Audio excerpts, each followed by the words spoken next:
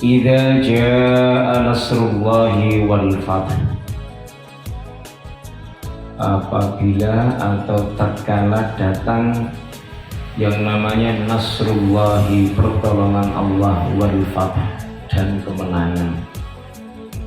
Wa ra'aitan nasa, wa ra'aita, dan kamu melihat an-nasa, manusia. Kamu di sini siapa? Nabi Muhammad sallallahu alaihi wasallam. Kamu melihat manusia yadkhuluna fi dinillahi afwaja.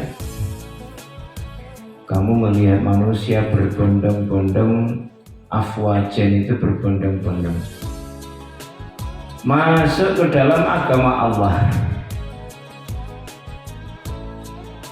Fasabbih, maka bertasbihlah, bihamdi rabbika, dengan memuji Tuhanmu, wastaghfirhu, dan memohonlah ampun kepadanya. Innahu, sesungguhnya dia ya Allah, karena adalah dia tawwaban, maha penerima taubat. Jadi Bapak Ibu sekalian, sebelum kita memasuki ayat demi ayat tafsirannya seperti apa, jadi yang namanya orang-orang beriman pada waktu itu ketika jumlahnya masih sedikit, mereka ini nggak punya apa-apa, sementara musuhnya banyak, kekuatannya juga demikian. Maka Bapak Ibu sekalian rahimakumullah, Rasulullah Shallallahu Alaihi Wasallam merasakan yang namanya prihatin, ya cara awake dhewe ya sedih, gitu. Dadanya menjadi sempit, itu. Oleh sebab apa Bapak Ibu sekalian? Oleh sebab kok banyak sekali ya daripada kaum ini yang didakwai kok malah justru mendustakan. Nah itu. Padahal Bapak Ibu sekalian, yang namanya kebenaran itu sudah nyata adanya. Bukti-bukti juga demikian. Sampai-sampai Bapak Ibu sekalian, Allah Subhanahu wa Ta'ala terus menyebutkan di dalam satu ayat, kata Allah, fala'allaka bakhi'un nafsaka ala atharihim illam yu'minu bihadzal hadisi asafa. Fala'allaka, maka barangkali engkau Muhammad bakhi'un nafsaka ala atharihim, akan mencelakakan dirimu karena bersedih hati, illam yu'minu bihadzal hadisi asafa, bersedih hati karena apa? Setelah mereka berpaling, sekiranya mereka tidak beriman kepada keterangan ini, yaitu Al-Quran. Itu nanti Bapak Ibu sekalian bisa lihat di dalam Quran surat Al-Kahfi ayat 6. Jadi begitu Bapak Ibu sekalian. Maka kalau kemudian kita berjuang Bapak Ibu ingin meramaikan masjid ini, itu adalah satu perjuangan yang hendaknya terus menerus terselenggara. Mau banyak mau sedikit tetap harus jalan. Jangan pernah berhenti. Oleh sebab apa? Suatu hari nanti seiring dengan kita istiqomah atas izin Allah, pertolongan itu juga akan datang. Nah itu.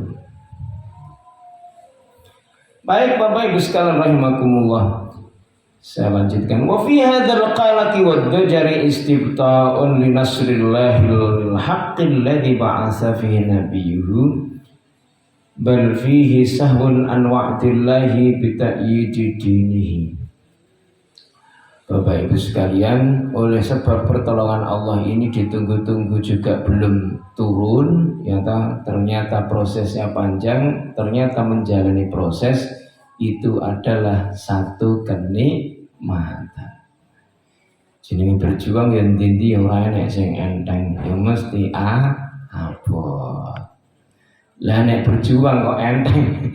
Itu jenenge bukan perjuangan, tapi namanya istirahat.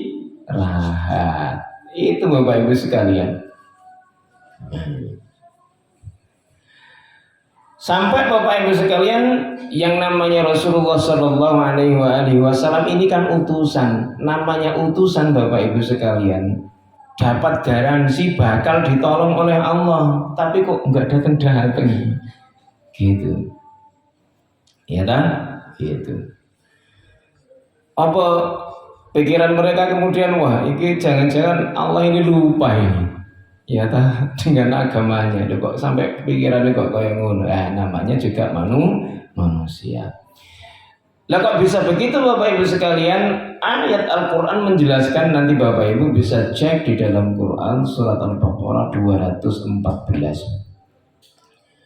Di situ Allah Subhanahu wa taala sebutkan wazilzilu hatta yaqular rasul walladzina ma'ahu mata nasrullah.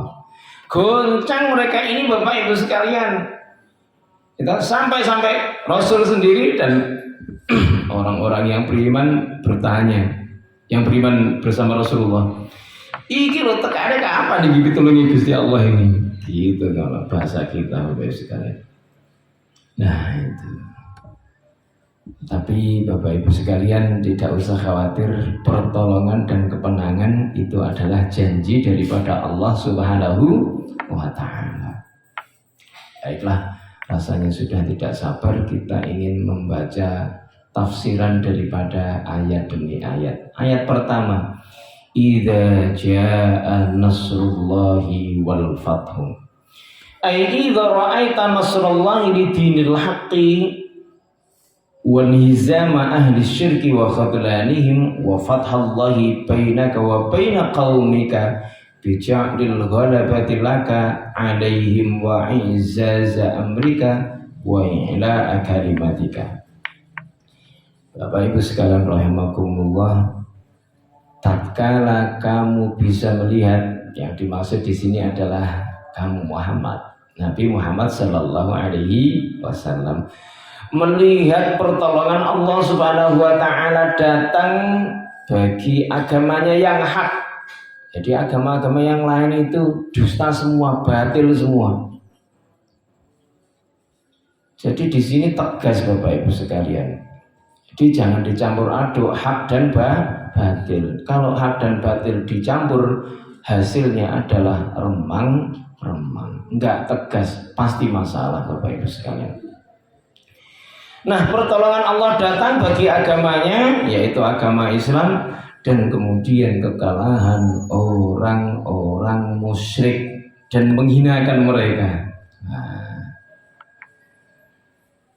maka kemenangan Allah Subhanahu wa taala ya Allah berikan kepada Nabi Muhammad sallallahu alaihi wasallam dan kaumnya yang beriman. Meskipun prosesnya ada banyak lika-liku, ada dinamikanya kalau bahasanya sekarang Bapak Ibu sekalian. Dalam wujud apa itu yang namanya kemenangan? Dalam wujud apa yang namanya pertolongan itu? Yakni Allah Subhanahu wa taala jadikan yang namanya musuh-musuh Nabi Muhammad sallallahu alaihi wasallam dan orang beriman kalah. Nah, apa yang menjadi urusan Rasulullah sallallahu alaihi wasallam dalam berdakwah? Mudah, diperkuat gitu. Juga kemudian ya namanya agama Islam kemudian mencuat, menyebar kemana-mana. Ini suatu hal yang sungguh luar biasa Bapak Ibu sekalian. Maka kalau ada buku 100 tokoh dunia, si Harry yang penulis itu Bapak Ibu sekalian, wajar kalau kemudian menulis tokoh pertama dunia yang berpengaruh adalah Nabi Muhammad sallallahu alaihi wasallam. Bagaimana dalam waktu sekian